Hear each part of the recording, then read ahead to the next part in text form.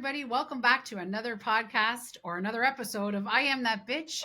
I'm your host, Val V, and I have the most amazing guy that I have met for, 12 years ago, Richard Picart. Yeah, Thanks, buddy. Thanks for coming on.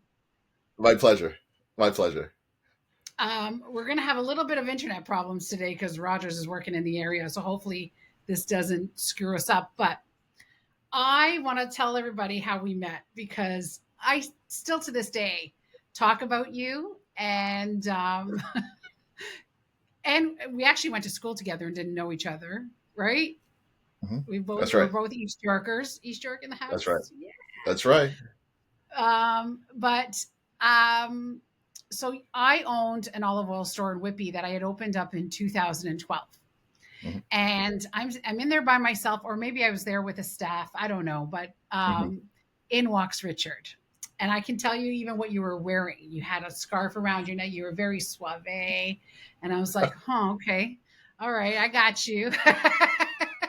And you come up and you go, you know, me and my family were here at Menchie's having frozen yogurt, whatever that store is, and we were looking through your window. How are you going to make money?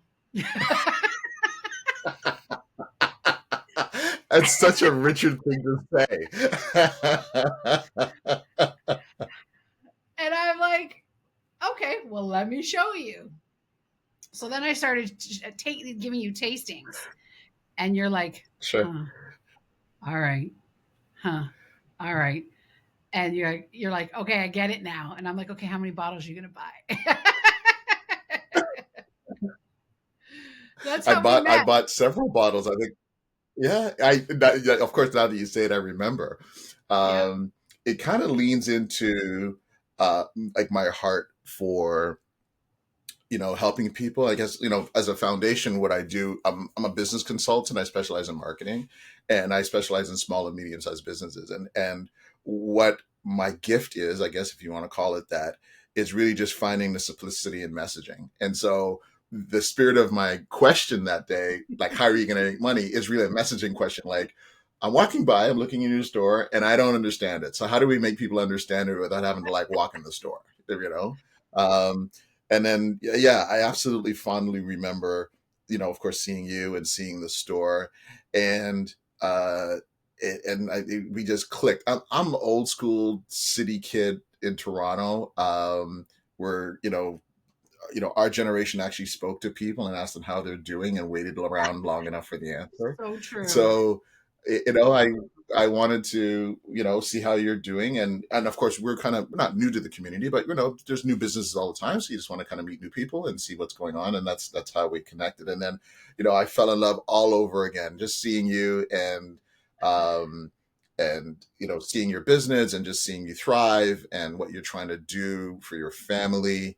And like, it was just an amazing, reconnection. And it still is, obviously, because we're here. We are here. And it's funny because I said to you that day, you look familiar. Like you actually look familiar. And he's like, and hmm you said, I'm not from here. And I'm like, neither am I. I grew up downtown Toronto. I said, so did I. Right. And I'm like, he goes, well, I went to East York. And I was like, I went to East York.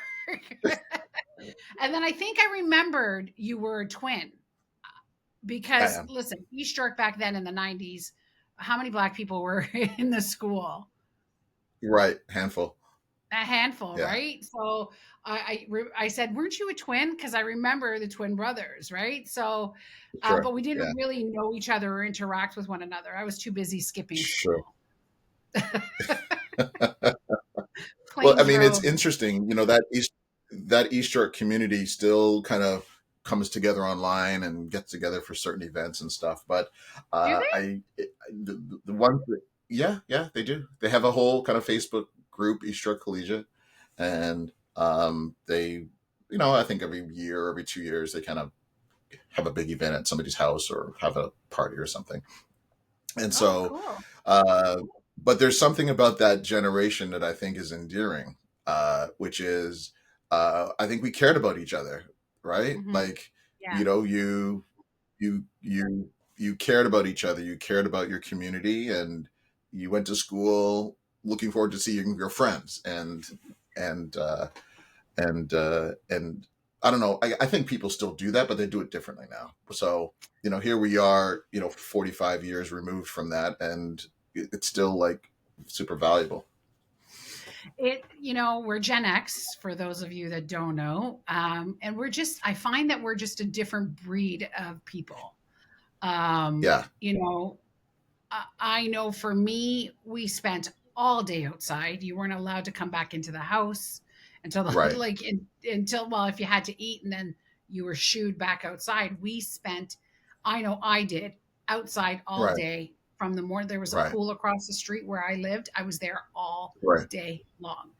Um, and I just think when it comes to community and, like you said, talking to people, maybe we're the last generation that actually does it, and we still do it. And I find when I Hmm. talk to people that are younger than Hmm. us, I Hmm. they're almost shocked by me. Yeah. I mean, we to your point, we were each other's. We were the original social network, right? I mean, and our families. Uh, we were closer to the root of resiliency. Let me use that phrase, right? And Mhm. so our parents are immigrants, right? And we'll talk more about that, but they pulled shit out of the dirt. Like there was nobody coming. You either make it happen or it's not happening. And so we had a chance to see that, like front row seat, and be able to see how hard our parents worked, how they saved money. We didn't all go to the cottage. We didn't all have the winter vacation somewhere. And uh, but we had great meals. We dressed great. Our front Yes, we yards were did. well groomed. Yes. We went to church, and we knew the value of special moments. Mm. I can tell you from my experience. I grew up in a single family home. My father left us when we were very young. And so money is really tight. And my mother was a mature mother. So she had us at 42. So you can Oh, imagine a wow. woman. Yeah. So you can imagine a woman in the 70s having kids at 42, now a single parent and a nurse, and trying to like keep these balls in the air. Right. So we saw what it took to keep things going. I appreciate it more now than I did then. But in Of reflection, course. we got we were raised, my brother and I, we were raised by, on our street, we were at Main and Danforth in East York. So on our street there was, let's say, 10 houses on the opposite side and had 10 houses on our side. You were either Greek or Italian, and we were the only black family on that, in that little kind of segment of the street, right? And those ladies, two Marias, Paola, Mrs. Dennett, like all of these families raised Robert and I, because my mother was a nurse and she'd work double shift. And there's no money to pay childcare. You go across the street to Maria's house and you eat milk and bread like everybody else. And you crush up the cookies in the milk like everybody else. That's how we did it. And that type of community um, care, I'll use that word, is what kind of led into East York, because all these kids had the same experience, right? Mhm. You couldn't be a badass in the street. I wasn't afraid of my mom. I was afraid of Maria Berardi. That's that's who I'm afraid of, right? So that's the soil we kind of came out of, and of course we're different now, right? It's a different generation. We operate different. We communicate differently. But I think, just going back to your Gen X point, that's what makes us different. It's our resiliency and our respect for the process. That you actually brought a tear to my eye, because I can't cry out of this eye. But I also grew up in the Maine and Danforth area, and um, we were surrounded by Greeks, Italians, and a few, like what we call them, the munja cakes, right? Sure, sure. Um, and we had a Jamaican family and an Indian family, as well on the street. And we, that sense of community, you just made me miss it so Hmm. much, Hmm. because even all these people that were immigrants, and I'm going to talk about something like, it just, when I see the hate in the world today, I don't think we grew up with that hate.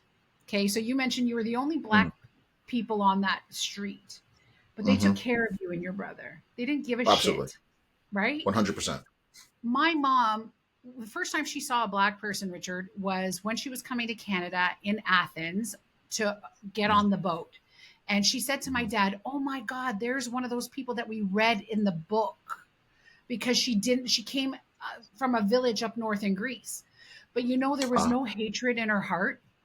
She never right, taught my brothers and I any type of hatred. Our door was right. open. And she said, Sure. good people, they're always welcome. She Of didn't course. care. And I felt we grew up multicultural. Yes, primarily Greek in East York. Sure. But as Right, we grew up even more, like past high school, the multiculturalism of Toronto was fabulous. You right, know what I mean? Like my brother's best friend was right, Jamaican growing up, right? I right, had Farina, right, I had Carla, like, but no one right. gave a shit. No one, we were just one and we are just trying to make it. Well, And that, the lens is the same, right? Like it's the glasses are this different, but the lens is the same. Our parents are immigrants. They work mhm, all day. They come home. mhm, There's no rich kid on the block, right? none.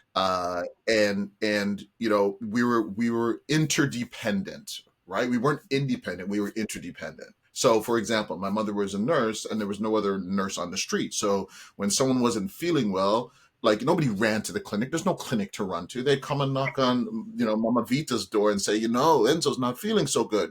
She'd take his blood pressure, look in his face, see if it's just, a Tylenol or if it needs to be something more. That was very normal. That was very, very, very normal. And some of the things that we learned in that Gen X era are principles that we carry forward today. So what do I mean? So first thing, living in community, living in proximity close to each other was every day.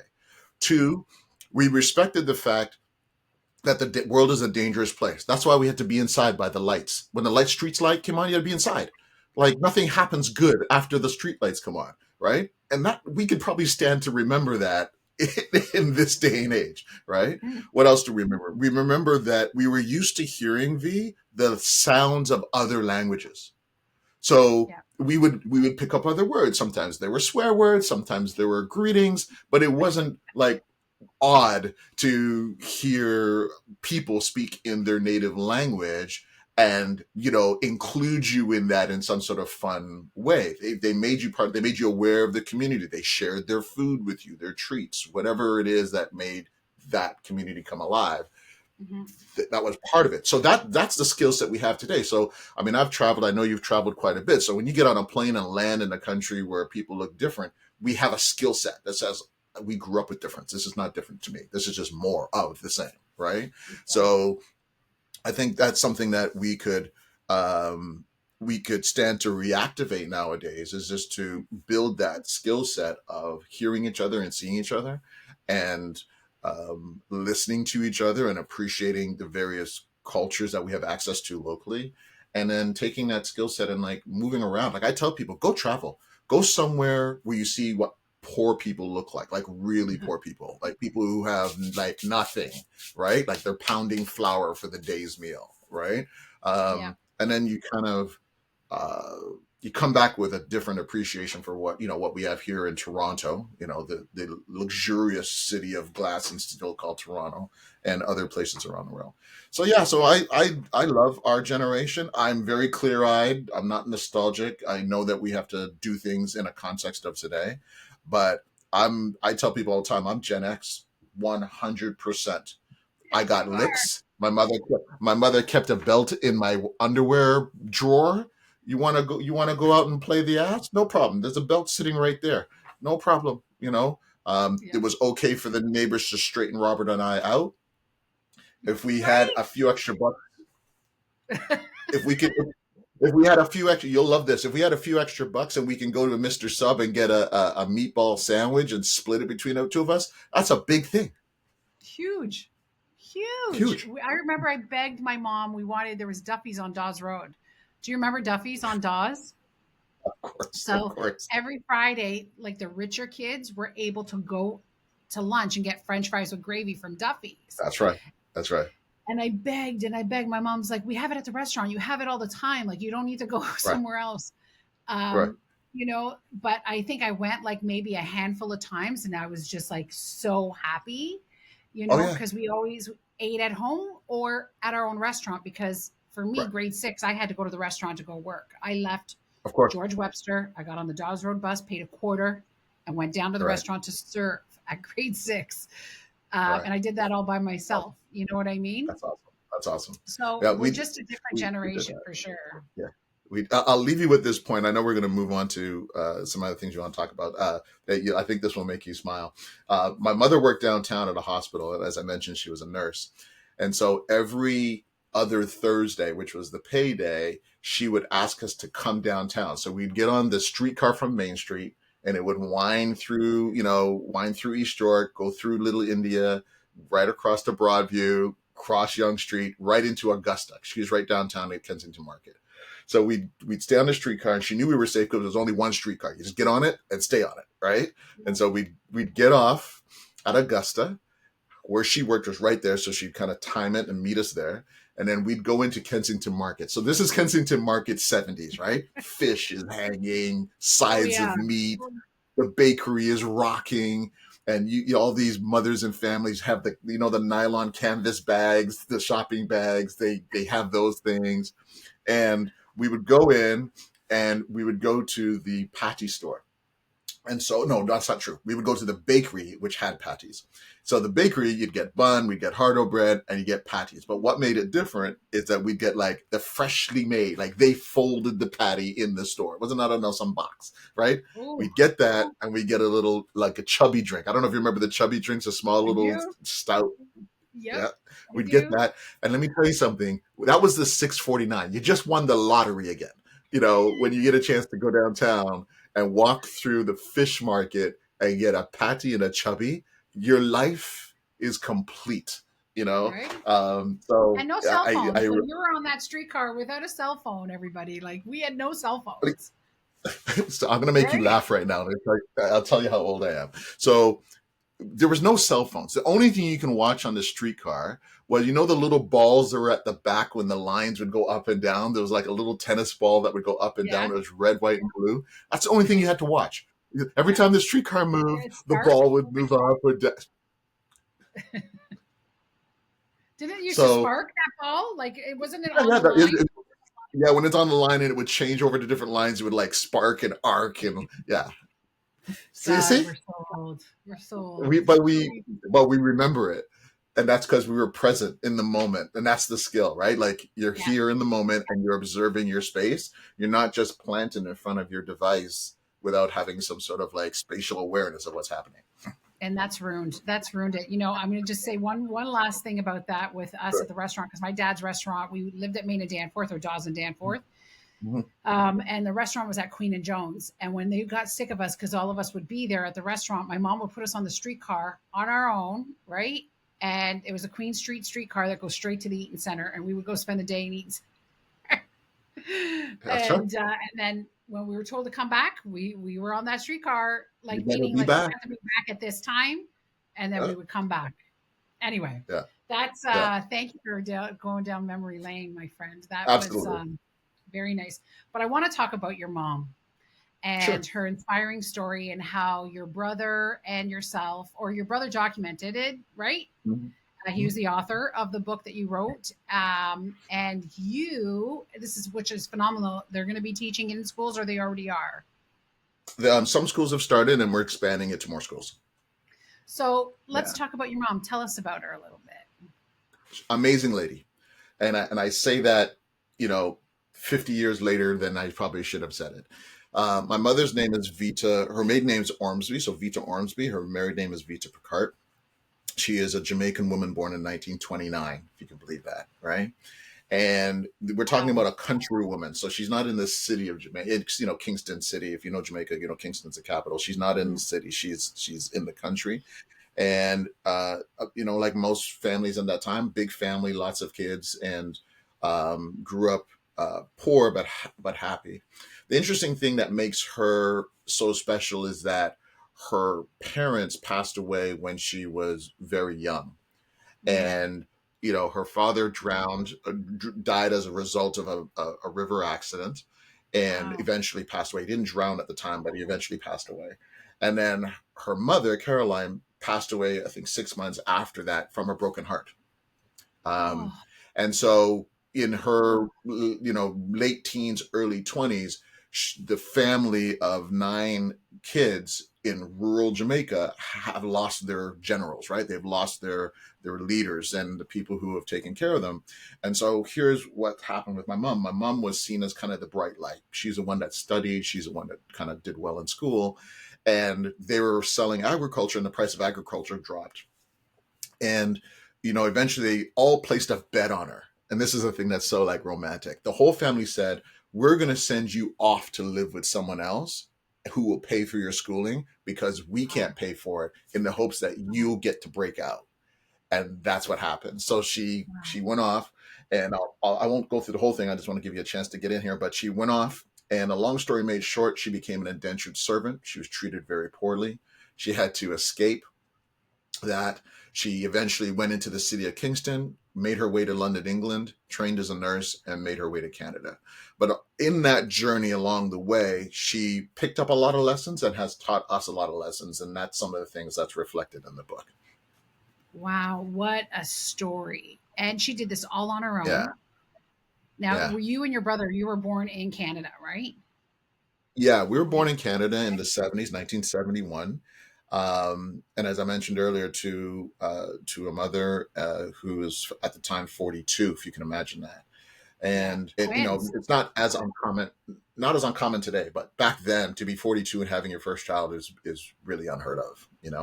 Um, she got married, and so you'll love this. So 10 months after we're born, so really at the end of the maternity leave, if you will, my father decides to leave. He says, yeah, the kids are crying too much, because my mom went back to work. And so the very first day he had us alone to take care of, he realized, oh, they cry too much. I'm leaving. And he left. And he left, and he never came back. Oh my gosh, Richard. That's Yeah, yeah, insane. Oh my God. So yeah. your mom like legit like went back to work Legit. on her own, twins, Yeah, which yeah, like I just that just gave me chills. yeah. Do you have a relationship with your father now? Or is he gone He or passed away in 2019. So up to 2019, not really. I mean, he lived in Toronto. We knew where he was. And when we were younger, I mean, we were boys, right? So boys need their dads. So we went to go see him. But it wasn't really an honest relationship. I mean, we took the Mm, bus. If you know Toronto, we took the bus from Maine and Danforth all the way up to Malton in the 70s by ourselves, which was like a 2-hour journey, with like take the train to Kipling, take the bus to Malton. And he had a car. And yeah, he had a car, big Thunderbird. wow. I'll never forget it. Yeah, gold and black Thunderbird with the tire on the back. So, Wow. so that was, we did that twice, and then Robert and I were like, yeah, we're not doing this again. So he's just one of those people who didn't value us, and which is fine. It kind of, I think, contributed to who we are. But to kind of put the focus back on my mom, it also uh, gave her resiliency a chance to really blossom, because she did everything right. And she, like I said, became a nurse, took care of us, brought her other siblings from Jamaica to Canada, sponsored them, Beautiful. and paid for some of them, housed some of them. Everyone got their ability to get started. And so that's kind of where it is. So to get back to the book, here's a cover of the book for those folks that will be watching. It is called Goddie, Goddie. Available anywhere you buy books. I Um, love it. and Beautiful actually. yeah, thank you. It's yeah, this artwork it's really resonated with people. So this book here, I'll tell you how it came about. It started Please. during COVID. Yeah, it started during COVID. My mother is today in her 90s, so she's 95 today. So COVID was 4 years ago, so she was about 91, and we were losing a lot of our elders due to the uh, COVID virus. And my brother was concerned that she would not make it. And so he said, I'm going to call her. My brother lives in Atlanta. So I'm going to call her from Atlanta and I'm just going to document her history. So I'm just going to call her and ask her kind of open ended questions and let her just tell her story. And I'm going to record it. So if something happens to her, we have like something, you know? So he calls her, he did that. And 5 hours of taping, he got pretty much the bulk of the story, right? And the amazing thing is although my mother is well into her senior years, her memory for things that had happened long ago was razor sharp. So she could tell you the Mhm. color of her dress that she wore on a particular day. She could tell you like very sharp details. And so all of this is recorded. And so he captured the recording and then he calls me. He goes, did you know mom was an indentured servant? I'm like, how are you asking me if I knew? If you didn't know, how are you asking me if I knew? He goes, yeah. Okay, I mean, she hold was like that. a What is servant, that? What is that? When you're saying what type of servant? Educate me. an Sorry, indentured I. servant. And what does that mean? Yeah, no, that's fine. It's so we'll start. So when you're a slave, you work and you have no control of your future, right? Someone else Correct. kind of owns you and they put you to work. They often treat you very poorly, and you're there because you don't have the resources or the political or social capacity to leave that situation. When you're an indentured servant, you have the choice to leave, sort of, meaning that they were paying her education, and in exchange for that, she could stay there. So she needed something they were giving her, and they needed her to do stuff, but they leveraged that power against her, right? So Right. they treat her Right. poorly, they treat her very differently, but she really can't leave because she's pursuing this education, right? And so that's So what the she's stuck. indentured part means. Yeah. She's stuck, right? Yeah. So so she's indentured and she's away from her family. She's like an hour away from her family, which back then in the 30s is could have been might as well have been 100 kilometers away, right? So Now she was a servant so she in Jamaica, right? in Jamaica. Oh, So okay. she was taking care of a woman. So just imagine this in your mind. She leaves her family of nine. Her parents have just died. She's still grieving the loss of her parents. She moves away. She now becomes this mean lady's servant. For all intents and purposes, she's her servant. She's now taking care of that woman's mother and the whole household, cooking, cleaning, washing, wiping, and going to school, right? Wow. And and was treated very poorly, right? Treated very poorly. So she was there, and then the sweet part about it is that she decided one day, I'm leaving. So She let's she talk about she that. goes in. Actually, let's talk about her decision to make the leave, and she went to the UK Right. because a lot of Jamaicans went to the UK, right? Yeah. Yeah. Um, her decision and how she did it. Tell us about that. So the one thing about my mother, even till this day, even though she's old and she, she thinks and processes very different, she's sharp. She's a sharp girl. And so she's like, I'm leaving. And she's like, okay, so now how do I get to where I'm going? I got to get to the city. I have no money. She goes in the chicken yard when the house lady is away, and she steals three chickens. Wow. She takes the chickens, she runs away, she sells the chickens to Mr. Chin down the road who had the store. Mr. Chin buys the chickens. She uses that money, gets on the bus, gets to Kingston, stays in Wow. Kingston by an old friend of her dad, stayed at the store, swept up in the store. He treated her really well. It was a friend of her father who knew her father well. So he kind of took her in and said, if you kind of take care of the retail store for me, you can sleep in the back. And that's what happened. So she did that. And eventually one of her friends that she kind of met up at the store said to her, I'm studying to be a nurse in England. And that kind of turned a light on for her. And from there, she made her way to England. She snuck off in the middle of the night, got on a boat. So you'll love this. The boat ride that time was, she was on there for 19 days on this boat. We found, my brother and I, the original boat ticket in her belongings. No. That just gave me chills. So we were looking at her stuff because my mom's in a nursing home. So at one point we had to kind of move her. And she had this one suitcase she told us as kids, V, to never open. You can move it, you can dust underneath it, you can wipe it off. Never open this suitcase. And I'm telling you, I am 53 years old today. I have never opened that suitcase. It was just understood. You don't open this suitcase. And so when we were going through and she was moving to the nursing home, my brother and I were kind of concerned. She had gotten really sick at one point, and my brother and I were concerned. We're like, we should really open this suitcase because there's something we need to know that she needs to give us context for. We need to know that. Like, I can't, there's no one else that's going to be able to help us. So I said, I'm opening the suitcase. I opened it and very respectfully kind of went through it and found the original written in Italian ticket from Kingston to to Plymouth, England. Wow. You I have it framed, but cried. hopefully you have it Oh no, protected. no, oh no, no, no, because she doesn't know we went in the suitcase. We folded it back up. We put it back in the suitcase. We closed the suitcase and we put it right back where it's supposed to be. Oh my God, Richard, what a moment. And That just gave I me won't go back chills. in that. I won't go back in that until she's no longer with us. But I know what's in the Wow. suitcase, which was the original plan, was to make sure there was nothing in there we needed to know about. That So yeah, our right, stories are right. very similar, kind of, but not really. But I still want Yeah. to. Now she gets to England. So she gets Now to what? England. No money, She, back then clearly. there's, oh yeah, no money, no nothing, right? So she gets to No. England, and back then there wasn't kind of like college and university like we have Seneca and U of T. If you wanted to be a nurse, you would just go to the hospital, and the other nurses would just train you kind of like live on the spot, right? So she got into the hospital. They started to train her. She spent 12 years training as a nurse, became really good at it, and Canada was opening up for nurses.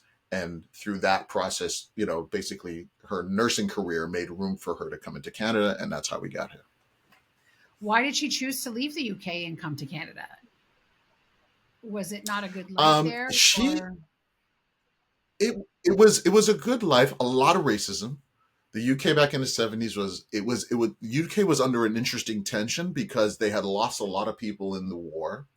They had a lot of people who, there was the UK market, from a labor perspective, was depleted. That's why they opened the doors for people from the Commonwealth to come in. That's why you could go as a Jamaican or a member of the Commonwealth to England, because they lost men in the war. So they needed to rebuild labor, they needed to rebuild construction, and that's where that came in.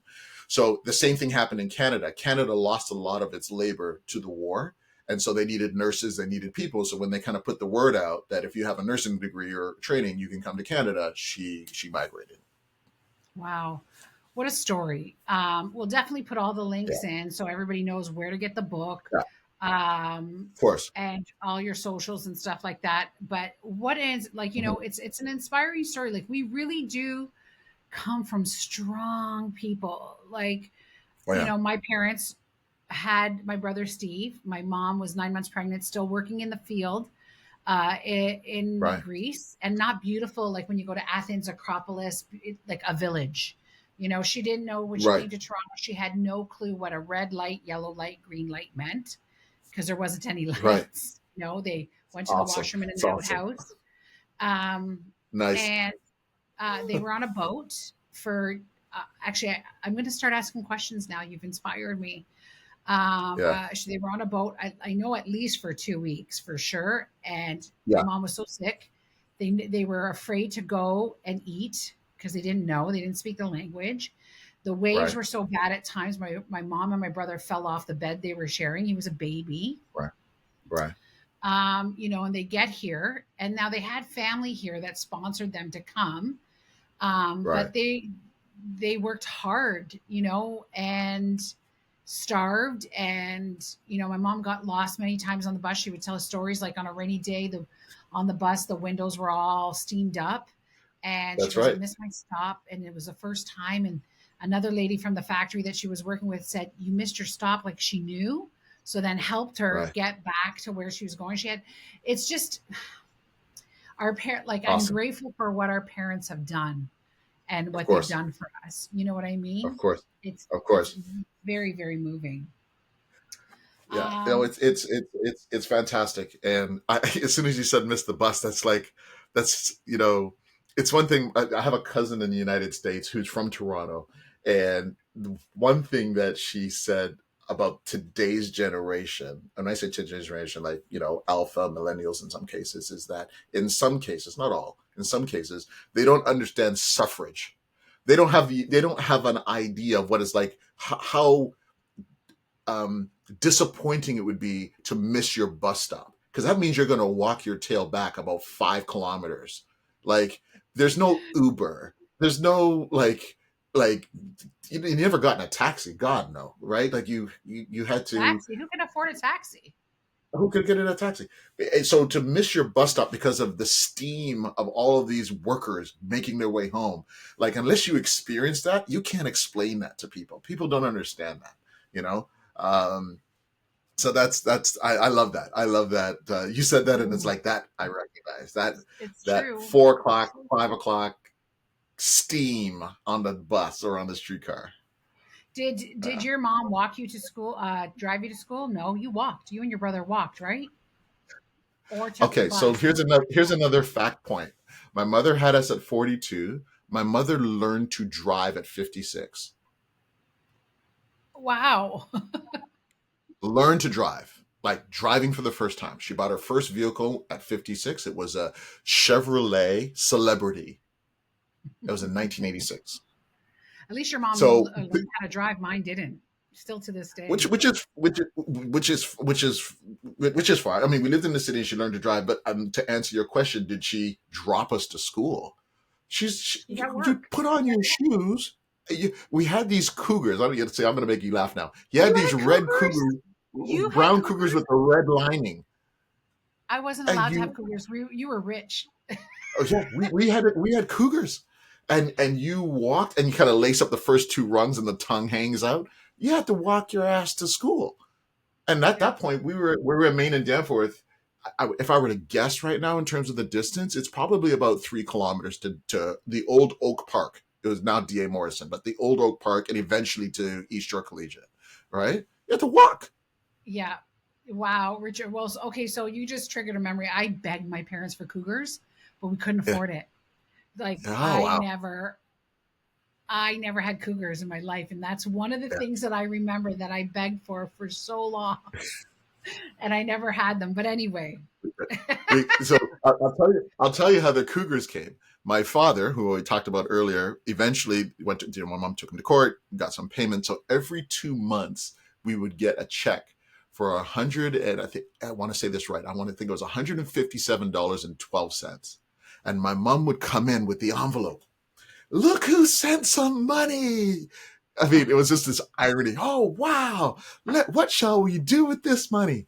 So she would take us to Shoppers World. Shoppers World had Eaton's and Zellers, yep, right? And with that money, we would get things like Cougars. So the Cougar didn't come out of like the Kensington Market hospital money. The Cougars came out of the every other month bonus payment that came from from the child care. What do they call it? yeah, Uh, support payments or whatever. uh, Support member, thank you.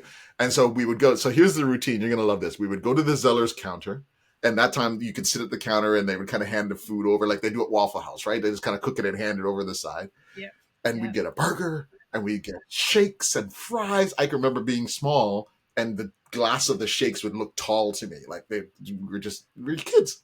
And we would get all those things, and then we'd get these Cougars, right? We'd get a winter hat, or we'd get like good gloves, or whatever it is that we needed, because Daddy sends $157, Well, now right? you brought up Shoppers So World. Do you? So the restaurant, you would you eat in Zellers or would you eat at Garden Court Restaurant in the middle of the mall? Do you remember that no, so restaurant? That so both are true. Yes, of course, we would eat at Garden Court, but I didn't remember Garden Court. I remember the Zellers. okay, because Garden Court was my uncle's. Oh, there you We would go. go there all the There you go. time, like because we live right there too, right? So that was an outing, but that would be one of the only other restaurants I was allowed to eat at. Like as an Right, immigrant child, I had Chinese right. food for the first time when I was 19 or 19 years old. Oh yeah, Yeah, I can believe that. yeah, Totally. because You just don't they eat on didn't the get street. the We would cultures we food. would we never ate on the street. No, no, it's just crazy. Well, No. this your mom is very inspiring. And a question though, how was it? Because you and your brother have inspired me to maybe start recording my mom. But how was it interviewing her? Like, was it very emotional? Like, So Robert did the interview, so I don't want to, I don't know how he felt, so I don't want to kind of Yeah. pretend that I know. But what I can Yeah. tell you, what I take away from it being done, is that you focus on the task at hand. The goal is to document her. It's when it comes time to listening back and living with it, that's when you can kind of let your feelings flow.